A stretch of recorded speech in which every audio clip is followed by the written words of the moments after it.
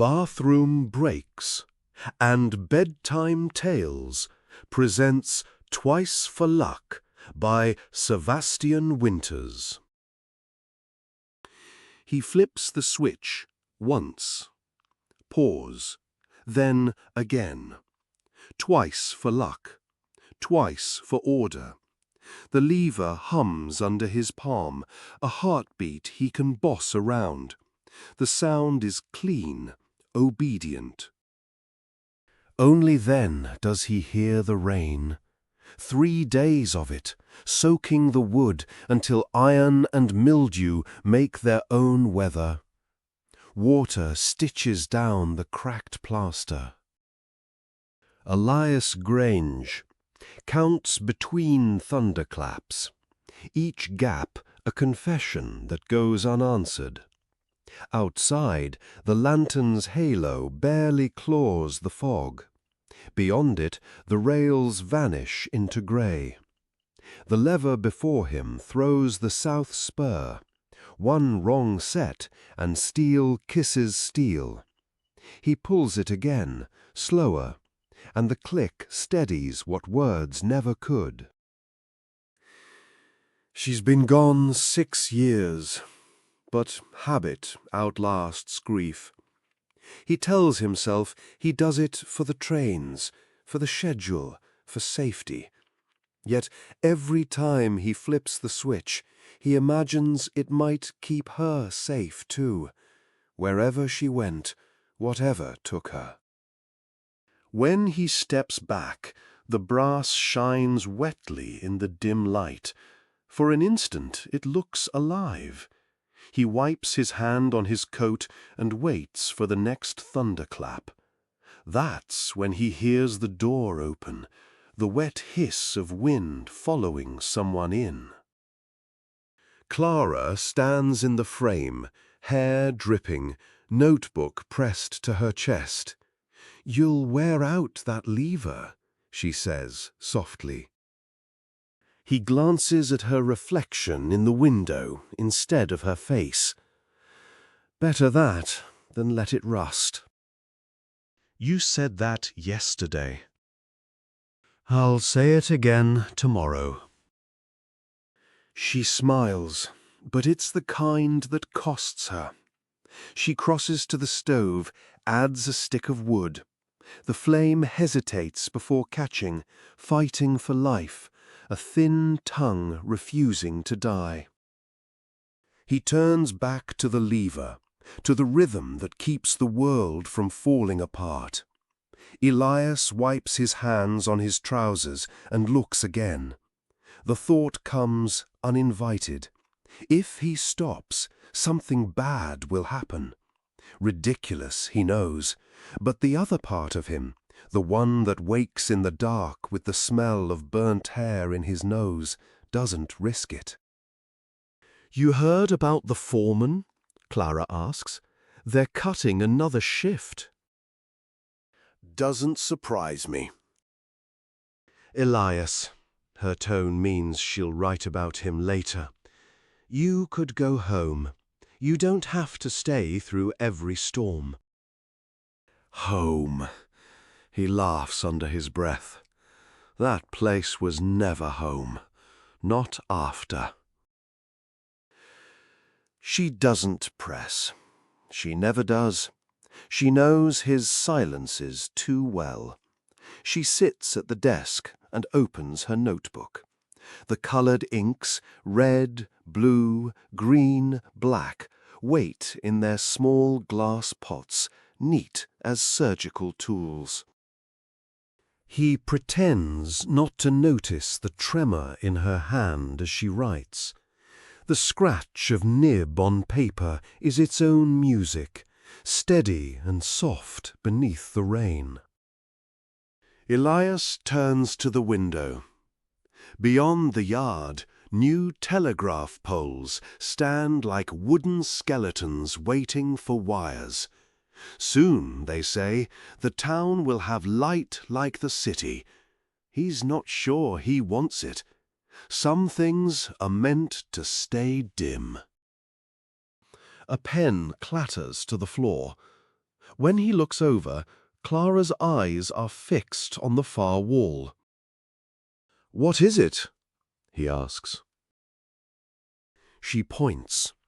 One lamp is flickering, not the gentle flutter of low oil, but a harsh, erratic blink, as if something unseen were touching the flame. Elias moves toward it, cautious. The shadows breathe. He adjusts the wick. The flame steadies. He exhales, unaware he'd been holding his breath. "See," he says, "nothing to worry about." But Clara's still watching. You ever think maybe the world doesn't need order all the time? He doesn't answer. The idea feels dangerous. He sets his hands on the lever again and pulls. Once, twice. The rain deepens, filling the gutters with its steady roar. By morning, the world has gone the color of tarnish. Elias's coat hangs heavy with damp as he walks the yard. Fog swallows the rails. He checks each signal post, wiping grit from the glass lenses, polishing until they gleam like small altars. Routine keeps the ghosts quiet. That's what he's told himself. The discipline of small acts. Wipe the glass, check the hinge, shine the brass. The distant whistle of a train trembles in his chest. He feels it the way a hangover knows its name. He thinks of the night of the fire, the paraffin, the wind, the spark that drifted like a star and found her nightdress. He'd been the one to fill the lamp, to leave it too close to the drapes. Every retelling makes him guiltier. He doesn't notice Clara until she's beside him with a cup of tea. "You're soaked through," she says. "Doesn't matter." "Elias, you'll catch your death." He looks at her properly. There's a weariness in her eyes he recognizes. He wants to ask, but the words won't come. He takes the tea instead. "Thank you." They stand in silence, listening to the train approach. "Do you ever feel," Clara begins, "that forgiveness isn't something you get? Maybe it's something you learn to live without?" He laughs, short and brittle. "Then I'm already a master."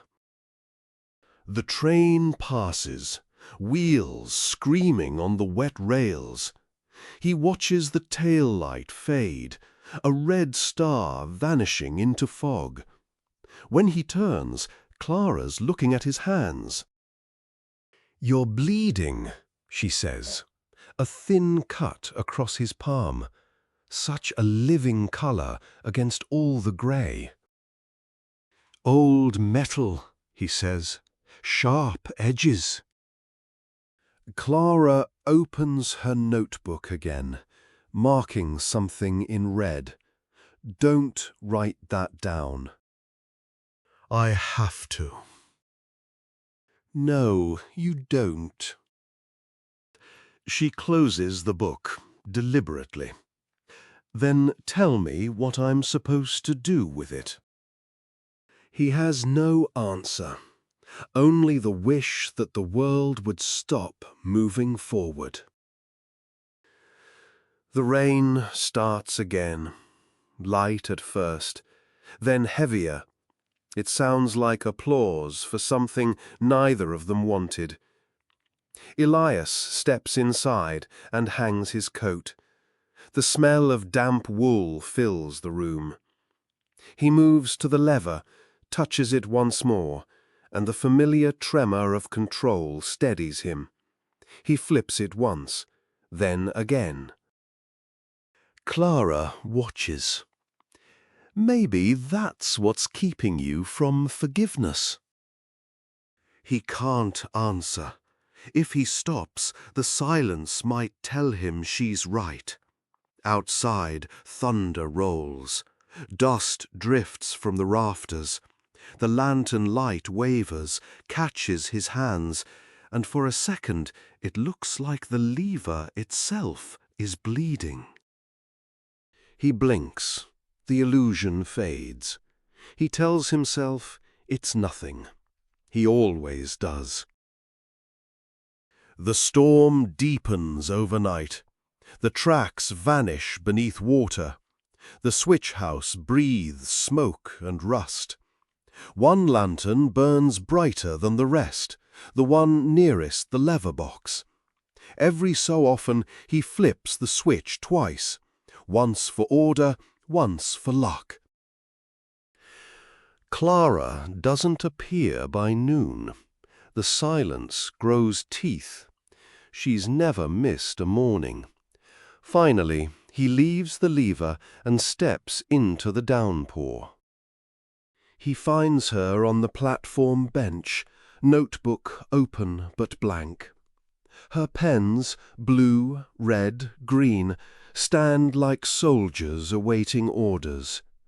"You'll ruin the paper," he says.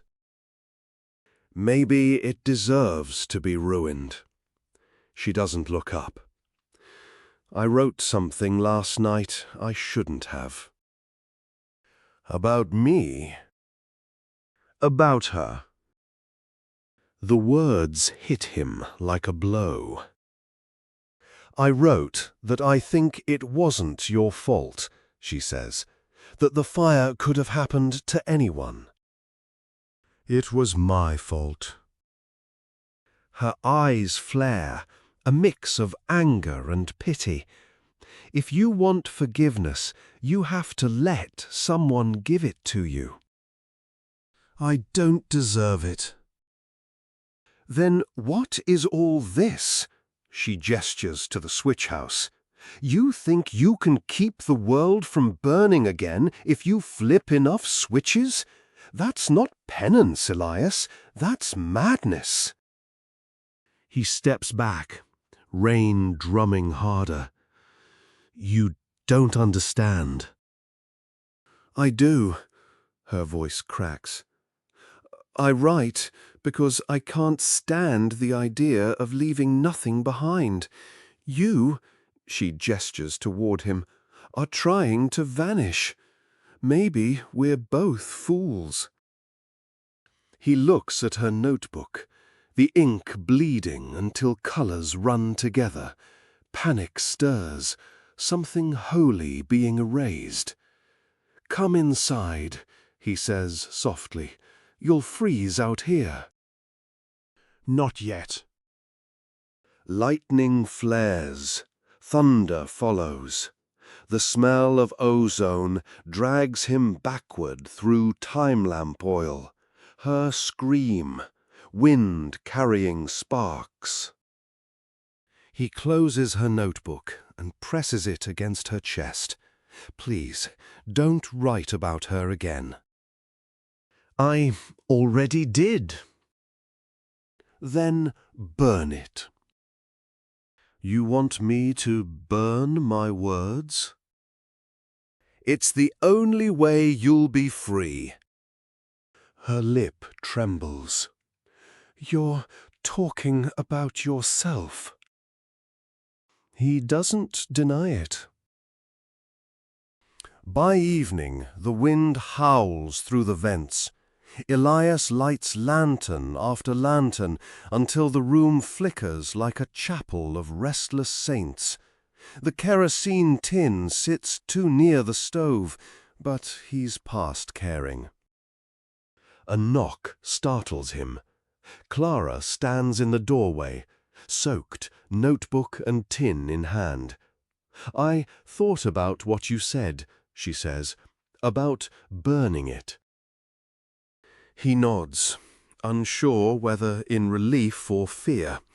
I'll do it, she says, but only if you stop. Stop what? She nods toward the lever.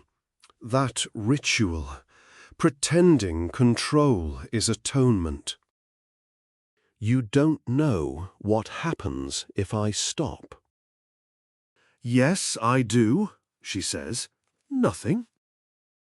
He looks at her, trembling hands, chapped lips, exhaustion deep as his own. Fine, he says. You burn it. I'll stop.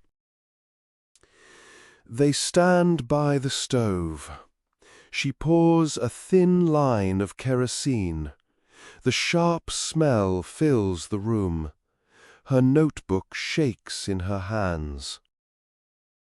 Now, she says, flip the switch.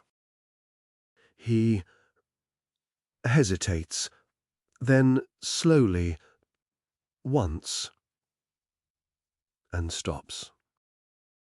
For the first time in years, silence. The hum dies. Clara tosses the notebook into the stove. The pages flare blue, then orange, then black.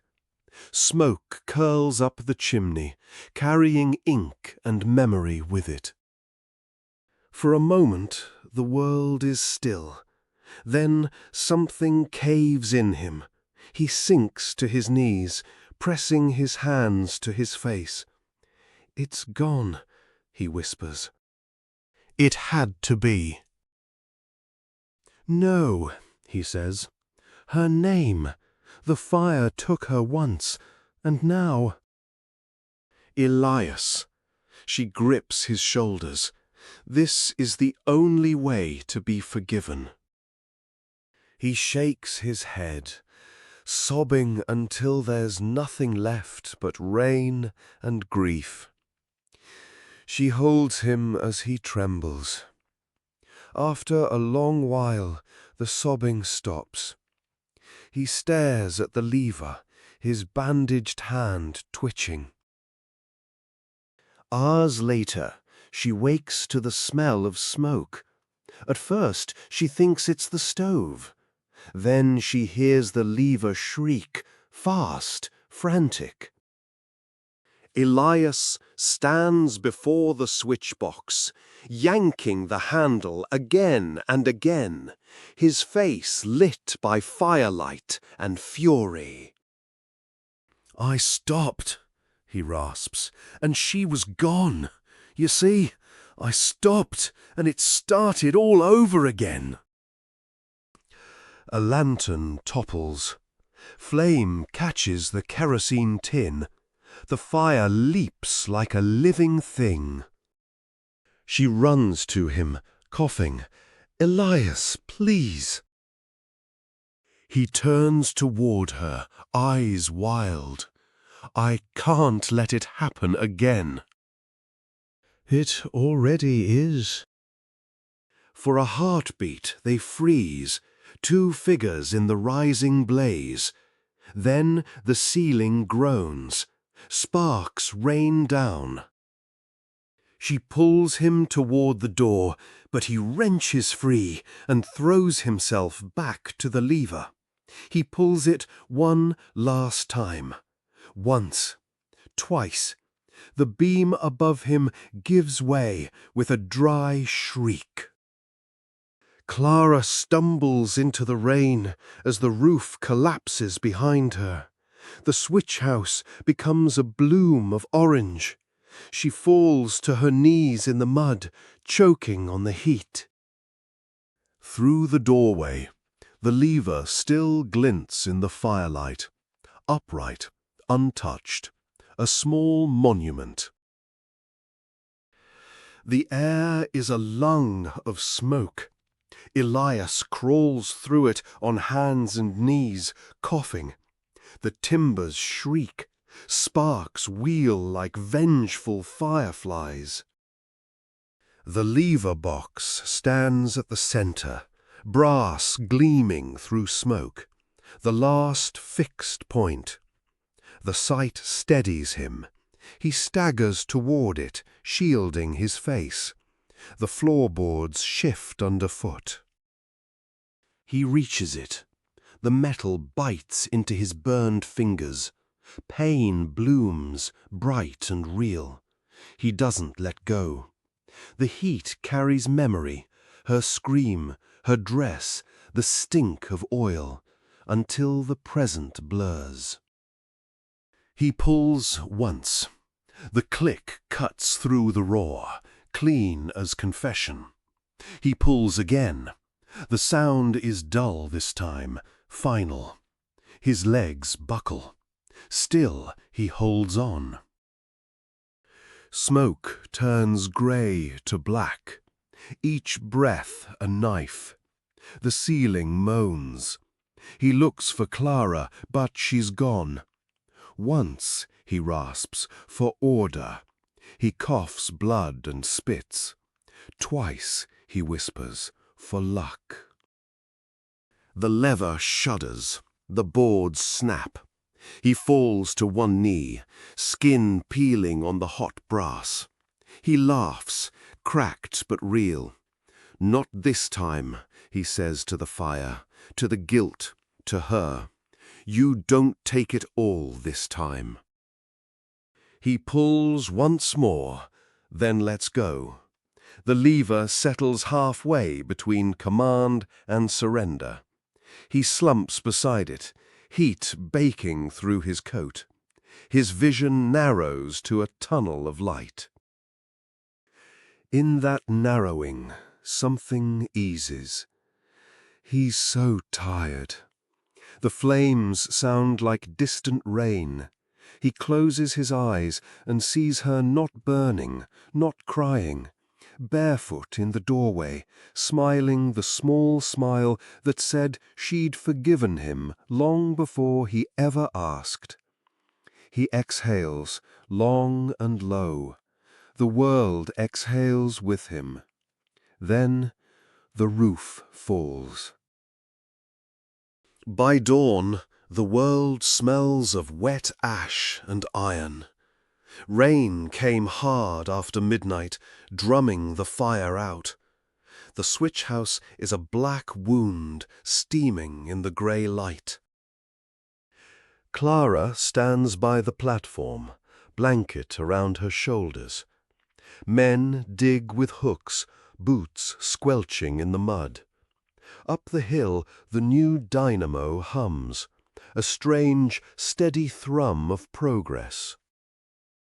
They find him near noon, half buried in cinders, hands still locked on the melted brass.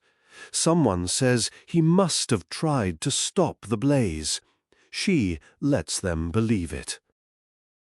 When they move away, she crouches beside the ruin. The smell of him, smoke, sweat, iron, rises faintly through the ash. She touches the warped brass. Her reflection wobbles there. I hope that's enough, she whispers. Her voice breaks in the middle. No one hears. The men are already talking of rebuilding, of the electric signals coming by winter. She stands slowly. There's a strange calm in her chest, the kind that comes when something finally stops moving. She walks the line alone at dusk, the rain thinning to mist. Telegraph poles stand like bones, glass insulators catching the fading light. The air hums with the new current running through the wires. She stops by the bench where she and Elias used to sit, beneath the overhang that still smells of smoke. She opens a small notebook, new leather, clean pages, the first she's dared to start since the fire. She writes the date, October 1897. Then nothing else. She stares until the lines blur. Finally, she pulls a green ink pencil from her pocket, the color for joy, and draws a single straight line. Not a word, not even a letter, just that line, cutting across the page like breath through silence. She closes the notebook, holds it in her lap. Across the yard, the new lamps flicker to life one by one. The light is whiter, colder, but steady. She watches the glow spread down the tracks, reflecting off puddles, off wet rails, off the shattered glass of the signal hut. One of the lamps near the far post sputters, catches, steadies again, twice. She almost smiles. The wind carries the faint, metallic scent of rain and burnt wood. Somewhere down the line, a train whistle sounds, a long, mournful note that rolls through the valley and fades. Clara stands, tucks the notebook under her arm, and walks toward the lights. Her boots leave prints that fill slowly with water until the path looks untouched. When she reaches the crossing, she looks back, not at the ruins, but at the empty space where they used to be. The mist curls over it like a closing wound. She nods once, a gesture small enough to vanish in the rain. Then she keeps walking. Behind her, the last lamp along the line flickers twice more before holding steady, its glow pooling on the wet ground like something newly forgiven.